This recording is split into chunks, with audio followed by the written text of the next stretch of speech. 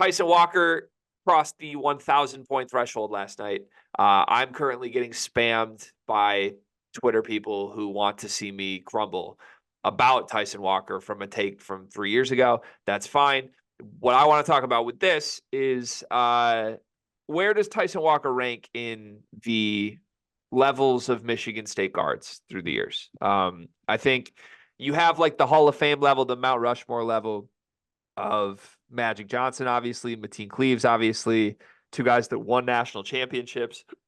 Then you have Cassius Winston, who was robbed of a chance to potentially win a national championship, but was a first-team All-American. He was the best point guard I've seen at Michigan State in my life.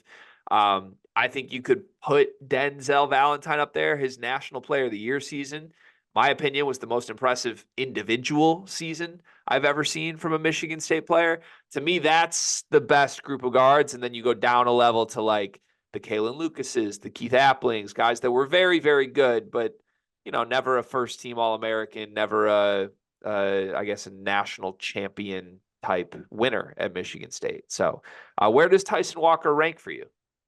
So right now, I think that his ceiling of where he could end his career is above Kalen Lucas, below Denzel Valentine. Like I think he could get to that point, because the farthest Kalen went was what, national championship game when they lost to North Carolina. That was a really good. And then you had the Achilles thing with Kalen, which always just has you like wondering what could have been. Like we had 4 years of what Kalen Lucas was. I mean, he was truly special early on in his career.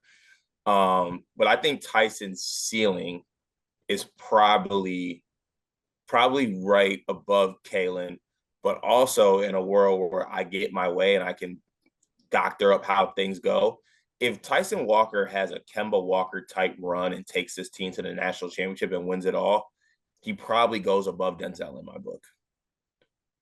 And I know Denzel won National Player of the Year, but unfortunately, Denzel has the blemishes of like losing to Middle Tennessee and things like that. So he didn't really have the turning run necessarily to as the main focal point of the team, which I think I maybe hold against him a little bit.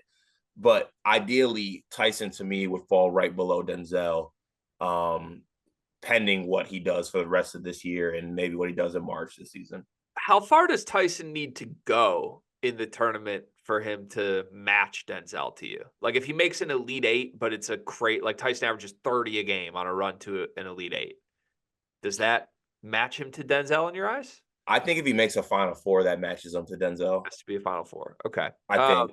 But also, if you're giving me like an Elite Eight run, they lose to a juggernaut team that they had no business, and Tyson's averaging 30 points, like I'm going to have it. I think this is getting a little recency biasy because Denzel made a Final Four as the second best player on the team. So yeah, true. Like I get that wasn't his team, that was Travis Trice's team. But I think if you asked us in 2015, where does Travis Trice rank on the pantheon of this? We might be saying the same shit about Tyson Walker that we're saying about Trice that we're saying about Tyson. Like, by the way, Travis Trice, incredible that one season. Now, 8 years removed, we're not sitting here like, oh, Travis Trice is like right up there in the top 5. And I think Tyson Walker this season is better than Travis Trice. So I don't mean to necessarily like make it this or that, but I think Tyson's closer to a Travis Trice than he is to a Denzel, like in the guard conversations. But also like Travis Trice was in a different situation, like a better situation, don't you think? Maybe that team with Trice wasn't really expected to do that much when they made the big run. Like they lost 12 games that year. Yeah, I know. But I'm just saying, just as far as like the hierarchy of the team, like when you're going through players. I mean, Trice was the number one option during the tournament, but Denzel was the best player on the team. Yeah, outside of that though, it wasn't like any crazy like Matt Costello, Brandon Dawson. I love those guys; those were good. But like the rest of the team was Gavin Schilling, Alvin Ellis, Marvin Clark, Tum Tum, Bryn Forbes. Colby Wallerman was playing minutes in the tournament run. Like I don't think that team was that nasty.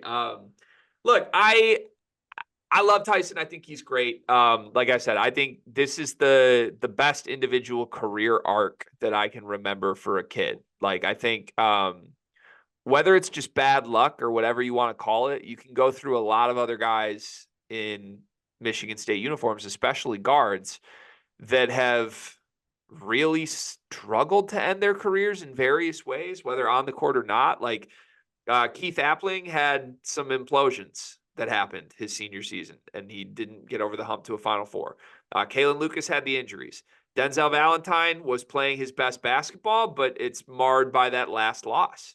Um, I'm trying to think of like even Cassius. Cassius was really, really good his senior year, but all the sad stuff that happened to his family and then the pandemic, like for even things outside of their control, there's been a lot of guys that have just hit a wall and their legacy ends up getting hurt by it. I think Tyson Walker has had the most impressive from start to finish improvement that I've seen from any player in my life at Michigan State.